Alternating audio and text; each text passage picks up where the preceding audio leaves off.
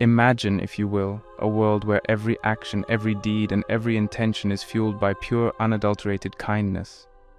It's a utopia, right?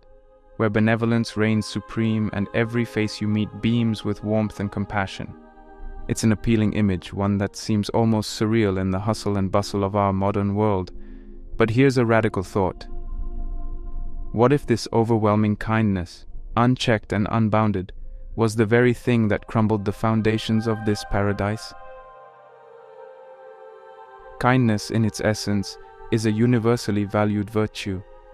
Think back to the earliest stories passed down through generations, fables from every corner of the world, and the age-old wisdom of renowned philosophers. They all sang praises of kindness, recognizing its transformative power. These stories tell of heroes and heroines who, with their unwavering kindness, conquered adversities, united tribes, and spread love. And even today, in the cacophony of our divisive times, kindness stands tall as the one virtue that everyone, regardless of race, religion, or region, can agree upon. Yet, for all its glory and grandeur, there's an aspect of kindness that isn't talked about often. A side that, while shadowed by its overwhelming positives, can be detrimental when left unchecked. It's the side that can unintentionally lead us down a path of self-destruction, making us question our worth and tarnish our very spirit. This brings us to the core purpose of today's video. While our intentions with kindness are always in the right place, there are times and instances where its application can go awry. Just like how too much water can drown a plant, excessive or misplaced kindness can drown our spirit, leaving us feeling depleted, used, or lost. It sounds paradoxical, doesn't it? How can something so inherently good become potentially harmful? That's exactly what we're delving into today. We will explore those shadowed alleys where kindness, when not practiced with wisdom and discernment, can become counterproductive. Not to instill fear, but to foster awareness. For with awareness comes the power to balance, to differentiate, and to truly practice kindness in its most genuine, effective, and sustainable form. To many, this exploration might seem unconventional, even controversial. After all, we live in a world that constantly urges us to be kind at every juncture. Social media platforms are flooded with heartwarming stories of random acts of kindness. Businesses integrate kindness into their branding strategies, and educational institutions incorporate it into their curricula. But in this sea of always be kind mantras, it's easy to lose sight of the nuances that come with it. As we venture into this thought-provoking journey, I invite you to keep an open mind, to reflect on your personal experiences, and to engage in a dialogue, not just with me, but with yourself. For at the end of the day, our shared goal is personal growth and a deeper understanding of this complex, multifaceted virtue we call kindness. Let's embark on this journey together, shedding light on the 7 ways kindness, if unchecked, could potentially ruin your life, and more importantly, how to avoid these pitfalls. Remember, it's not about diminishing the act of kindness, but rather refining it, so it remains the powerful, positive force we know and love.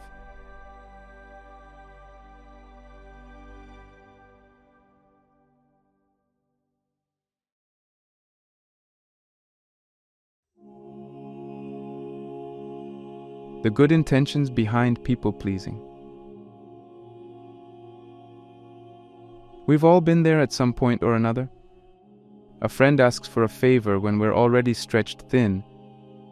A coworker seeks help on a project during our personal time, or a family member requests our presence at an event when we're mentally exhausted. Despite the internal conflict, our instinctive response is a resounding yes. After all, what's a little inconvenience if it brings joy or relief to someone we care about? This is the essence of people-pleasing, the persistent desire to accommodate others, even if it comes at a personal cost. On the surface, people-pleasing appears as an admirable trait. It's a testament to a person's kindness, willingness, and selflessness. Society often lauds the individuals who go the extra mile, praising their sacrifices as they juggle countless tasks, favors, and commitments.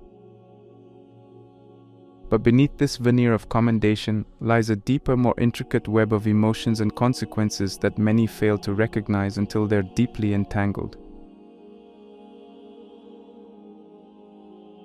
The domino effect of unchecked people-pleasing. The consistent act of putting others before oneself, while rooted in good intentions, can have a domino effect on an individual's well-being. The first tile to fall is often the physical and mental toll it takes. A yes here and there can quickly snowball, leading to overextension.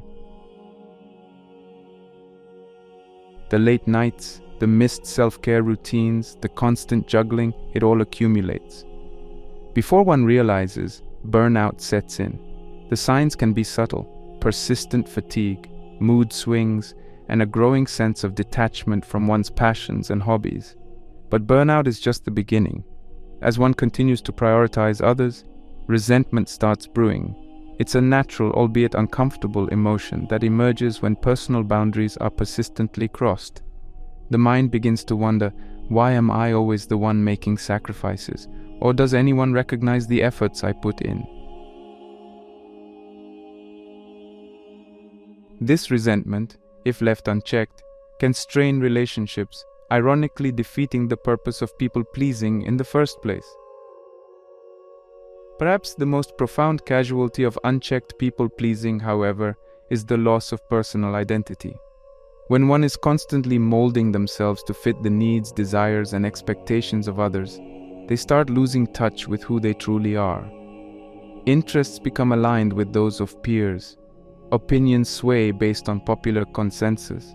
And over time, the line between the individual's authentic self and the people-pleaser persona blurs.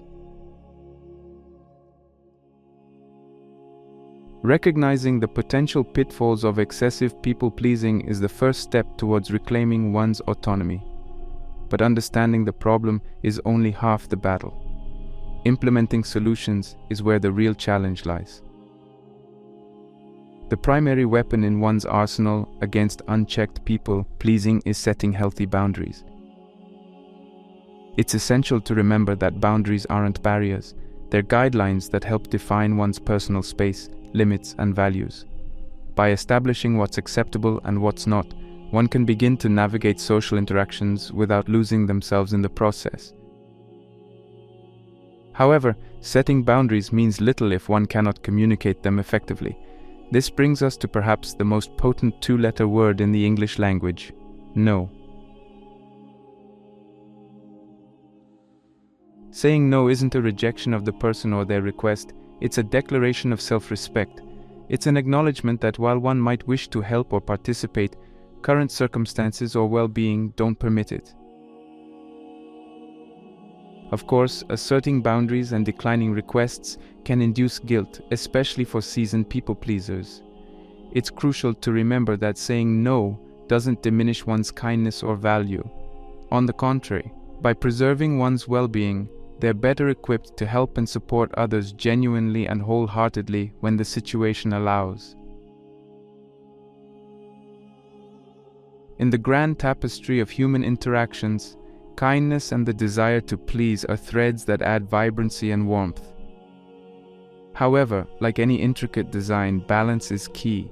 By recognizing the potential pitfalls of excessive people-pleasing, setting clear boundaries, and learning to say no without being consumed by guilt, individuals can weave a life that's not just pleasing to others, but deeply fulfilling to themselves.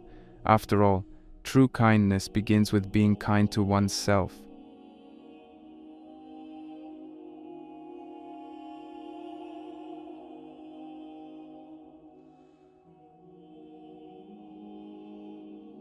Being taken advantage of. Kindness, in its purest form, is a radiant expression of the human spirit. It's the gentle hand that offers support, the soothing voice that offers solace, and the open heart that gives without expecting.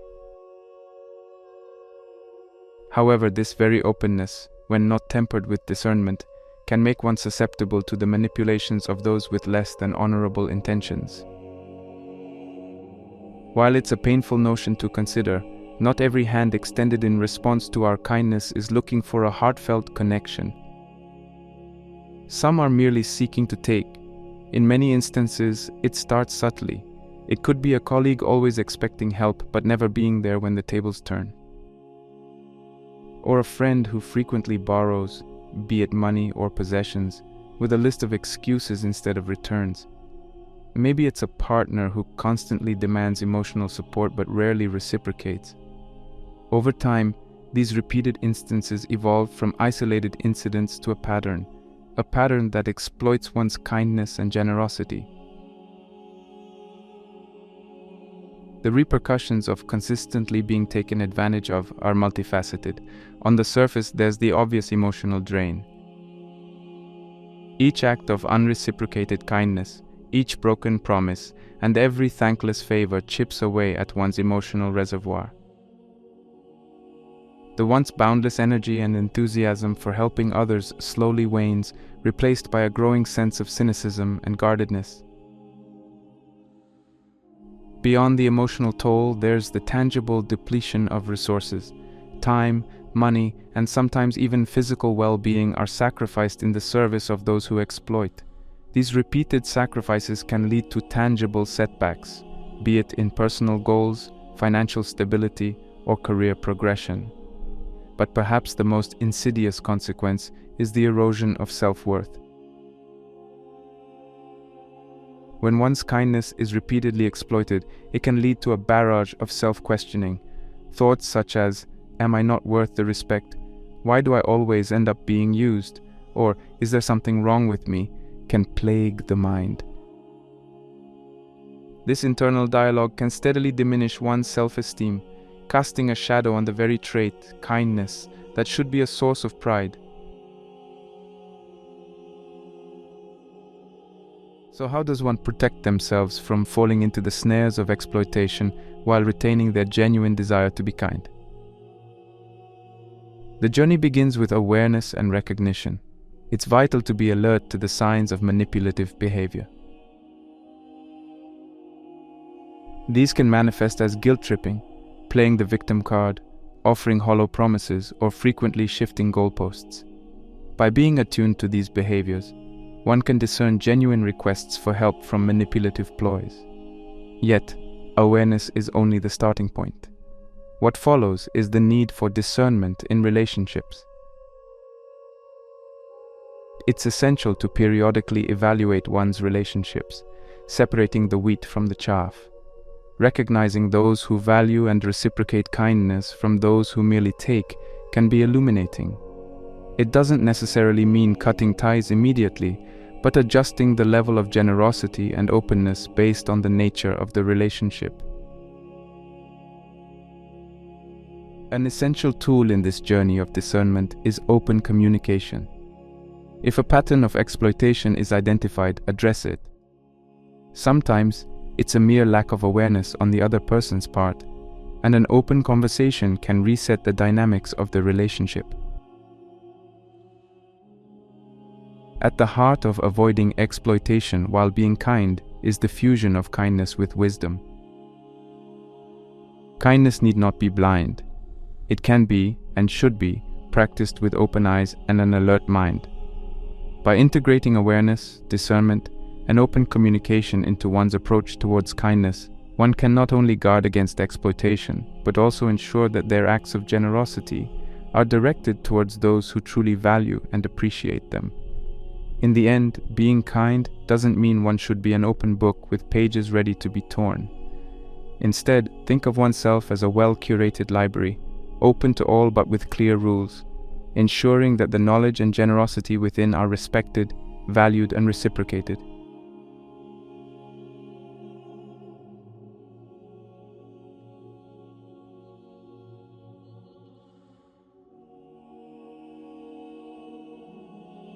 Suppressing genuine emotions.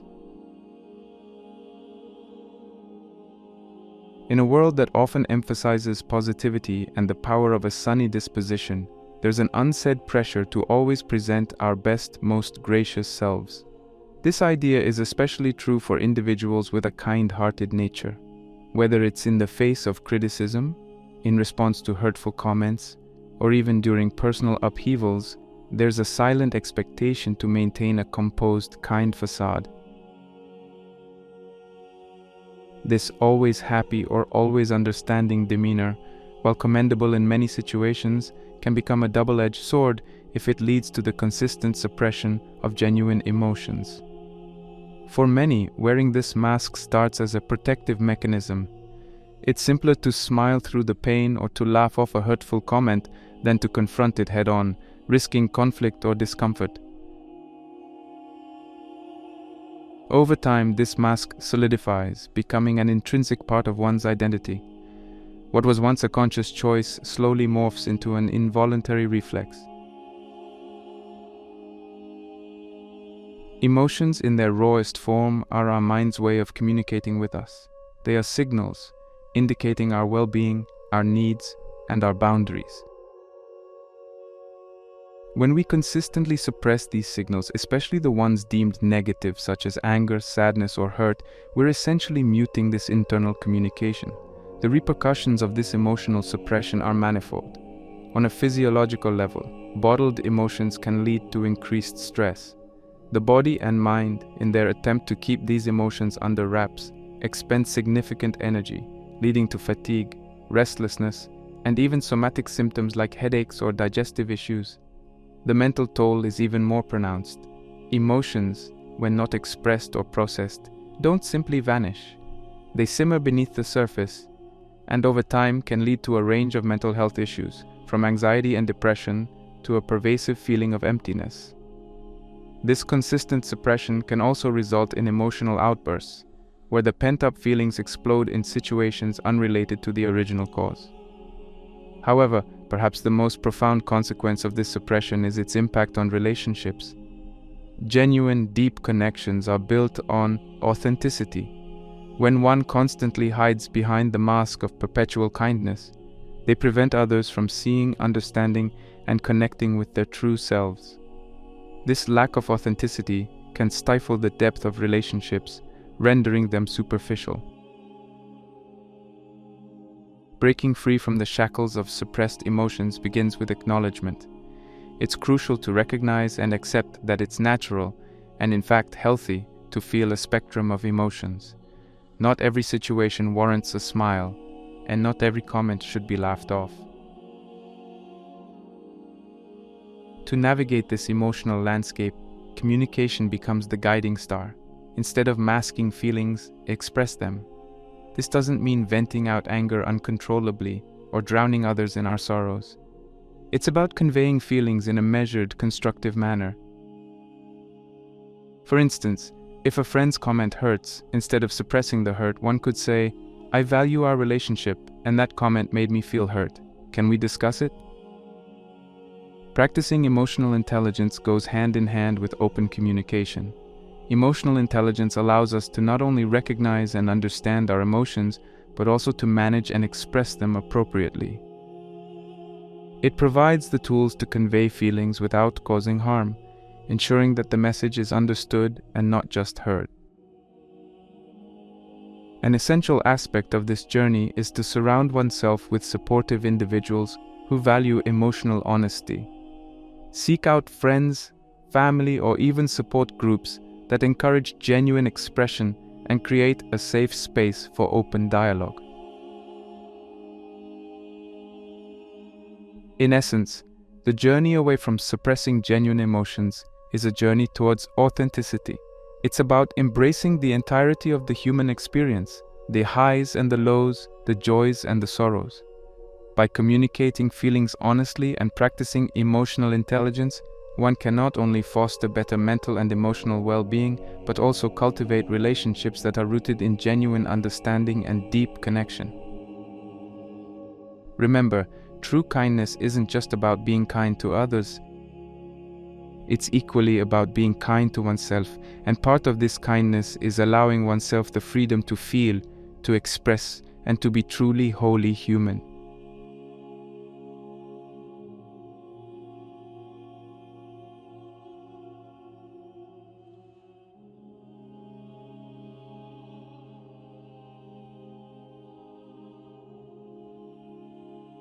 overextending yourself.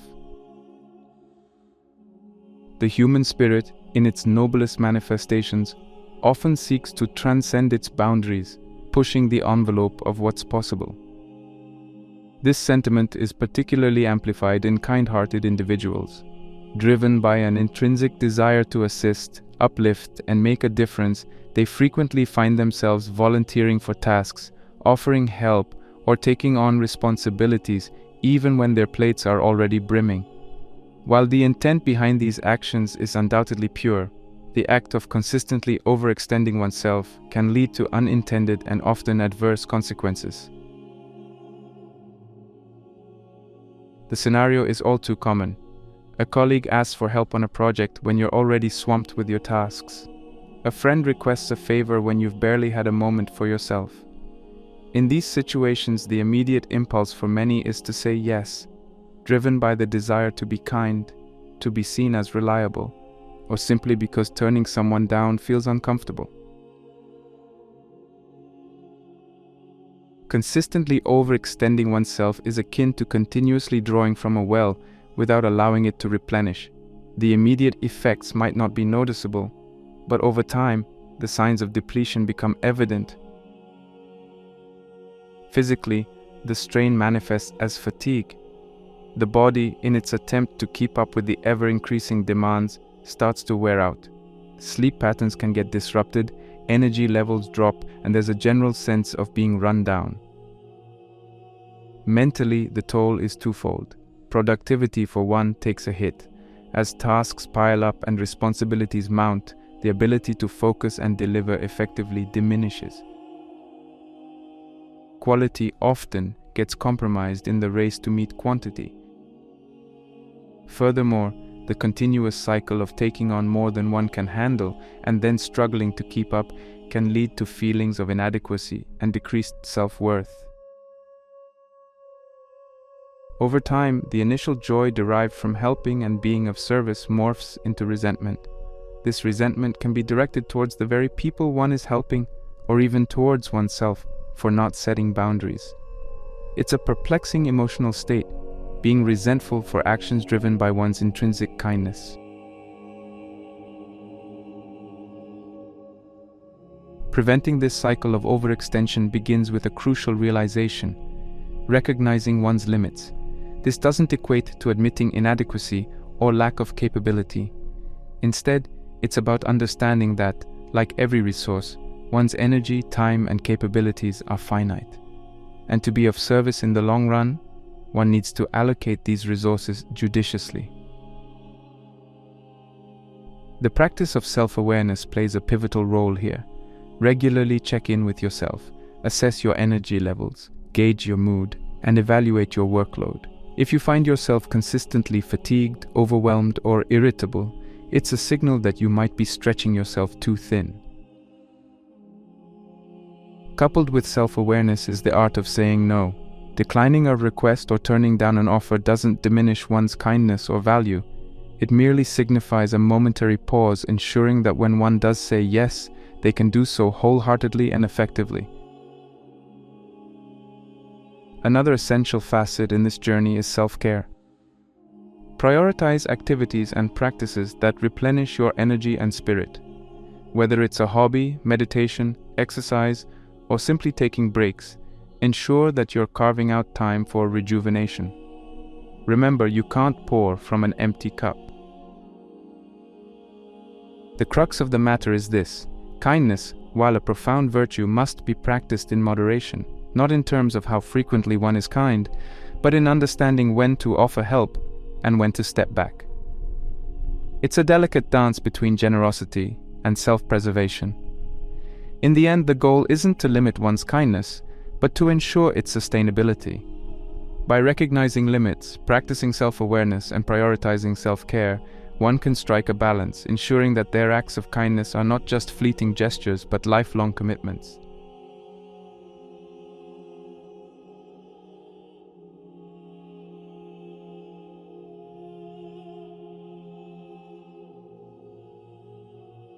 Avoiding necessary conflict. For many of us, conflict is uncomfortable. It conjures images of heated arguments, hurtful words, and lingering tension.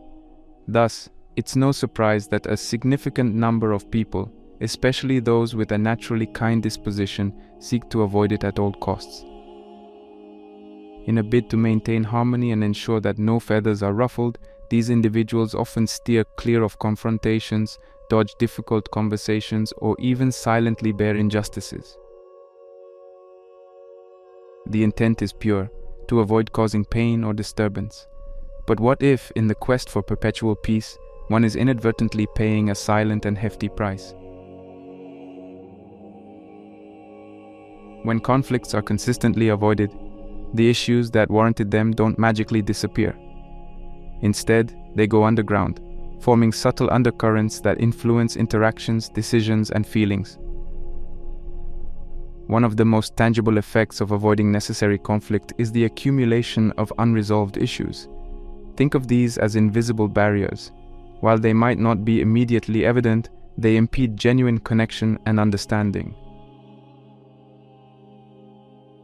Over time, these barriers stack up, creating distance and fostering misunderstanding in relationships.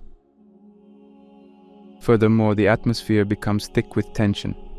There's always the unsaid, the topic everyone dances around, or the issue that's palpable but never addressed. This tension, while often brushed under the carpet, has a way of manifesting. It might be in the form of passive-aggressive behavior, sudden emotional outbursts, or even physical symptoms like stress or anxiety. Beyond the immediate relational context, avoiding necessary conflict also robs individuals of growth opportunities. Confrontations, while challenging, are crucibles of personal development. They teach resilience, foster understanding, and build communication skills. Consistently sidestepping them means missing out on these valuable lessons. At this juncture, it's essential to differentiate between conflict for conflict's sake and constructive conflict. The former is disruptive and destructive, born out of ego or the desire to dominate. The latter, however, is rooted in the pursuit of understanding, resolution, and growth. Embracing constructive conflict doesn't mean seeking out disagreements. It signifies being open to addressing issues when they arise, valuing resolution over temporary peace. It's about viewing conflict not as a battleground, but as a meeting ground, a space where differing perspectives can converge to find common ground. Effective communication is the cornerstone of constructive conflict. This entails active listening. Before responding, truly hear the other person out. Understand their perspective, feelings, and concerns. Speaking without accusing. Frame statements using "I feel" rather than "you did." This reduces defensiveness and opens the door to understanding. Seeking clarification. If something is ambiguous or unclear, ask questions. Avoid making assumptions. Finding common ground. Focus on shared goals or mutual concerns, using them as a foundation to build upon. Agreeing to disagree. Recognize that it's okay to have differing opinions. The goal is understanding, not necessarily agreement.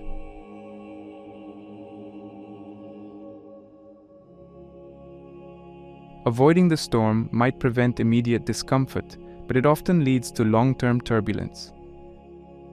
Facing it head-on, armed with the tools of effective communication, can lead to clearer skies and stronger bonds. In essence, the journey towards embracing constructive conflict is a journey of courage. It's about valuing depth over surface-level harmony, growth over stagnation, and genuine connection over appeasement. It's a realization that true kindness sometimes involves stepping into the arena of disagreement, not for battle but for mutual growth and understanding.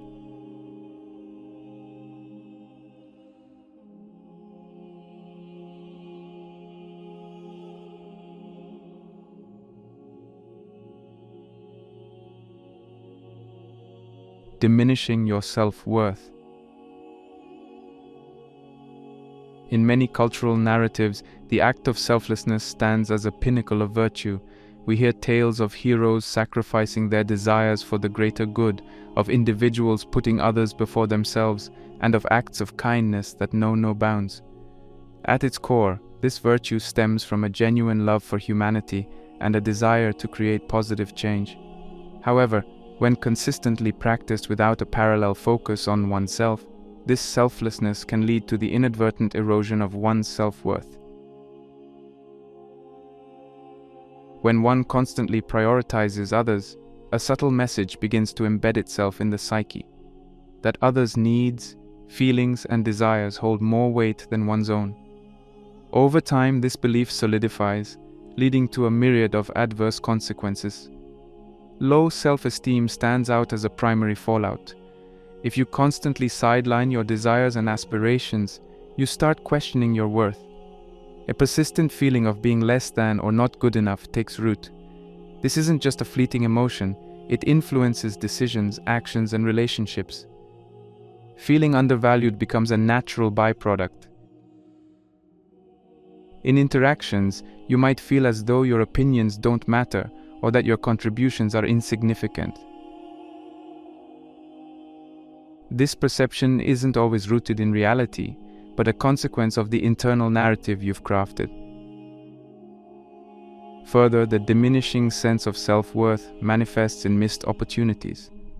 If you don't value yourself, you might not advocate for that promotion, pursue that dream project, or stand up for what you believe in. Essentially, the world is robbed of the full spectrum of your potential simply because you've chosen to dim your own light. The journey back to recognizing and embracing one's self-worth isn't about swinging the pendulum to the other extreme and becoming self-centered. It's about finding a balanced middle ground where kindness towards others is complemented by kindness towards oneself. Self-compassion lies at the heart of this journey. This means treating yourself with the same level of understanding, patience, and love that you offer to others. Recognize your achievements, however small, and celebrate them. Acknowledge your failures not as indictments of your worth, but as stepping stones of growth. Develop a nurturing inner voice, one that uplifts rather than belittles. At the same time, cultivate assertiveness.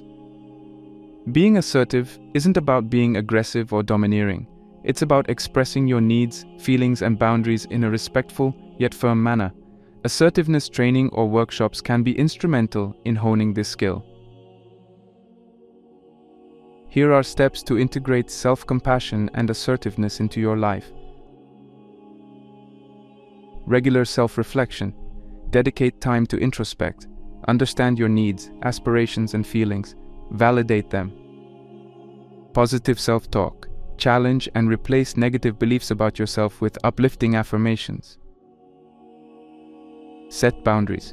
Clearly define what you're comfortable with and communicate it. It's okay to say no, to ask for what you need, and to prioritize your well-being. Seek feedback. Talk to trusted friends or family. Understand how they perceive you and juxtapose it with your self-perception. This can offer valuable insights. Invest in personal growth. Attend workshops, read books, or seek therapy. Tools that enhance self-awareness and assertiveness can be transformational. True kindness isn't a zero-sum game where compassion towards oneself detracts from compassion towards others. In reality, by nurturing one's self-worth and ensuring that the wellspring of self-love is abundant, one can offer more genuine, sustainable, and impactful kindness to the world. In essence, the act of valuing oneself isn't selfish, it's foundational. It ensures that your acts of kindness emerge from a place of fullness rather than lack, from choice rather than obligation, and from love rather than duty.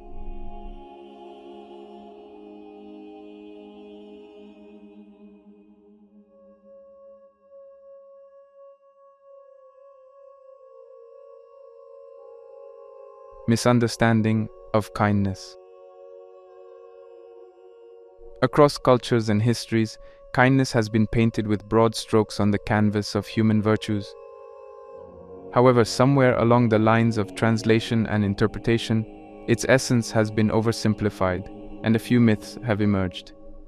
One of the most pervasive myths is that kindness is synonymous with passivity, submissiveness, or an inherent lack of strength.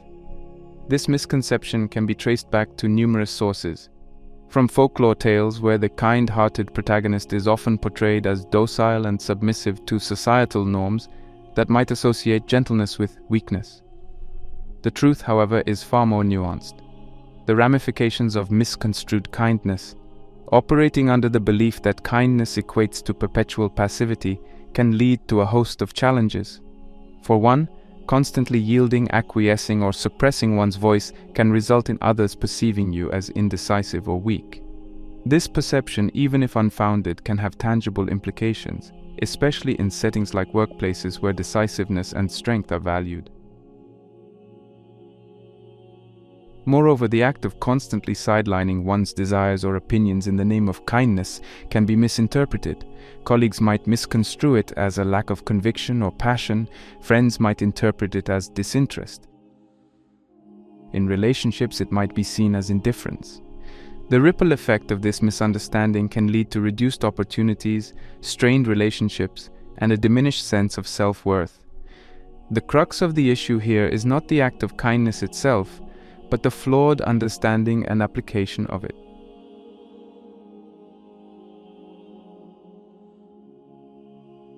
True kindness is neither weak nor passive. It is in fact a powerful force, a blend of compassion, wisdom, and strength. Kindness is not about never standing up for oneself or never showcasing one's power. It's about knowing when to exercise that power, how to do it with grace, and doing so for the right reasons. True kindness is the strength in lending a hand to someone in need. It's the wisdom in understanding when silence speaks louder than words. It's the courage in standing up against injustices, not just for oneself, but for others too. Kindness, in its purest form, is assertive.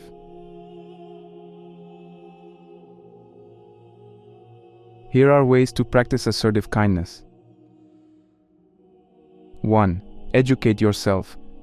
Understand the difference between passivity, aggression, and assertiveness. Kindness thrives in the assertive space. 2. Clear communication. Express your needs, beliefs, and feelings transparently. Doing so doesn't dilute your kindness. It amplifies its authenticity. 3. Boundaries are essential. Kindness doesn't mean letting others overstep your boundaries. Define them clearly and guard them, all while maintaining respect for others. 4. Lead with empathy. Understand the emotions and needs of others.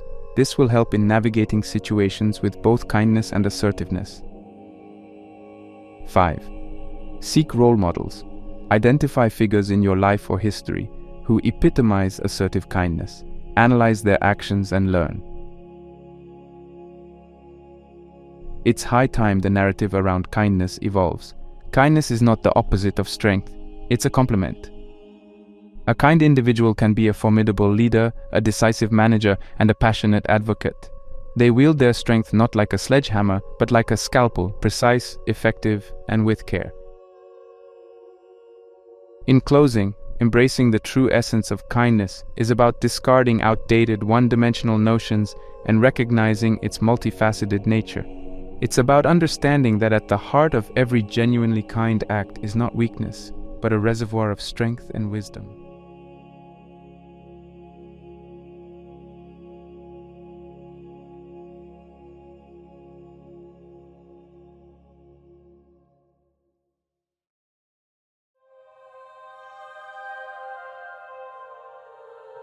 As we've journeyed through the nuanced landscape of kindness, we've dissected its multifaceted nature, shedding light on the pivotal touchpoints where its essence can sometimes become misguided or misdirected. 1. Excessive people-pleasing, the danger of always seeking external validation and the criticality of setting boundaries. 2. Being taken advantage of, recognizing and navigating the treacherous waters where genuine kindness can be exploited. 3. suppressing genuine emotions, the silent cost of always wearing a kind mask, and the liberation of authentic emotional expression. 4. Overextending yourself, the pitfalls of stretching oneself too thin, and the importance of understanding one's own limits. 5. Avoiding necessary conflict, the hidden detriments of constantly sidestepping confrontations and the growth fostered through constructive conflict. 6. Diminishing your self-worth, the subtle ways in which continuous self-sacrifice can erode self-value and the rejuvenating power of self-compassion. 7. Misunderstanding of kindness, debunking the myth that kindness is passive, highlighting its inherent strength and assertiveness. The tapestry of kindness woven from these threads paints a vivid picture. It's not just about benevolence, but balance. It's not solely about selflessness, but also self-respect. True kindness, when understood and practiced wisely, becomes a potent force that enriches not just the recipient but also the giver. Yet, like any force, it must be wielded with awareness and care. Let kindness not become a weight that drags you down, but wings that let you soar. It's essential to remember that being kind shouldn't come at the expense of your well-being or self-respect. Like the yin and yang, there exists a harmonious balance between selflessness and self-care. As we close this chapter on kindness, let us carry forward the powerful truth that real kindness is not a whisper, but a resolute voice. It is not the surrender of strength, but its very embodiment.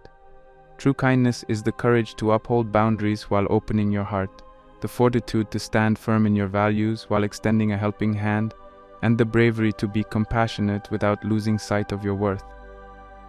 Let this be your guiding star. Kindness is not the absence of strength, but the presence of strength used lovingly. Hold this principle close, and let the strength of your kindness be the light that brightens the world, a steadfast beacon of hope and humanity.